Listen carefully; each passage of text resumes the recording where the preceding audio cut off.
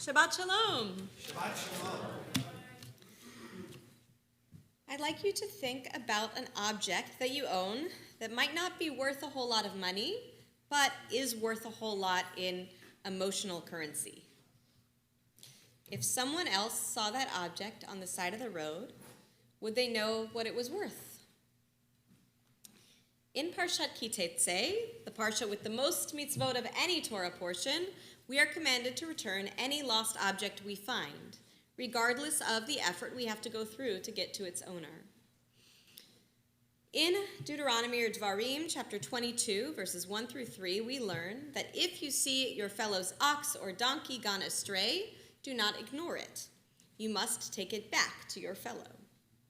And if your fellow does not live near you, or you do not know who the owner is, you shall bring it home, and it shall remain with you until they claim it. Then you shall give it back. You shall do the same with that person's donkey. You shall do the same with that person's garment. And so shall you do with anything your fellow loses and you find. You must not ignore it. In a partner verse in the book of Exodus, Shemot, Parashat Mishpatim, when you eat your enemy's ox or... I did this last night too. When you see your enemy's ox or donkey that has wandered off, please don't eat your enemy's ox or donkey. You shall surely bring it back to him. No matter how much effort the object or animal takes to return, no matter whether we know or like the person who lost it or not, no matter what the object or the animal is, we are obligated to return whatever lost objects we find. When we zoom in on the Torah-itic text and the tradition that sprouts from it, we can better understand the great emphasis that our text makes. From the Hebrew that occurs in both our version and the version in Shemot, Hashev teshivem, you shall surely return it. Not just you shall return it. It's double. Our textual tradition derives two interpretations that are written into law.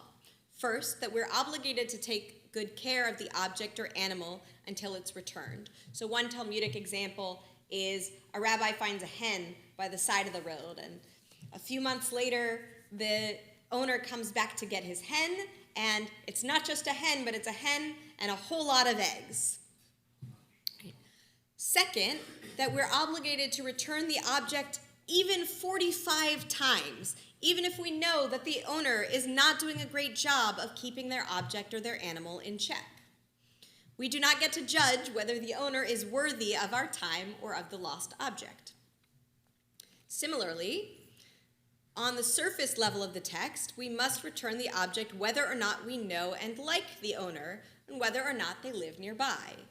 When we dive deeper, the medieval commentator Ramban teaches that the version in Exodus says that the animal has toeh, it's only wandered a little bit, and the version in Deuteronomy says that the animals have nidachim, or they've wandered further off. So therefore, we need to return the object no matter how much hassle it will take to get it back to its original owner. As even more of a nudge, when Moshe presents the mitzvah, he uses the same root word in the first and last verse. In the first verse, Lo tir'eh et shor achicha o et sev nidachim v'hit alamta mehem. Do not ignore them, or more literally, do not hide yourself from them. And then in the third verse, as an emphatic ending to the commandment, there's Lo tuchal lehit alem. You may not hide yourself. To hide yourself, or to ignore, is to do something active. When we see a lost object, or even a lost animal, and we keep walking, we make the active choice to ignore it. In our parsha, the Torah asks us not to hide. Quite simply, God asks us to pay attention, to do the right thing, whether or not we think the object is worth returning. For many of us, we have endless priorities battling for our attention. It could be easy to hold on to the overdue library book for just a bit longer, especially because we have some libraries in the area that don't fine us for overdue books. It could be easy to put off returning the sweater that a friend left at the house, or to ignore the child's shoe that we see at the side of the road while we're on our morning run. It could be easy to argue that whatever else we have to do that day requires more of our time than this object. With its heavy-handed emphasis, however, the Torah reminds us that the lost object may mean a whole lot to someone else, whether it means more financially or it represents some sort of emotional memory.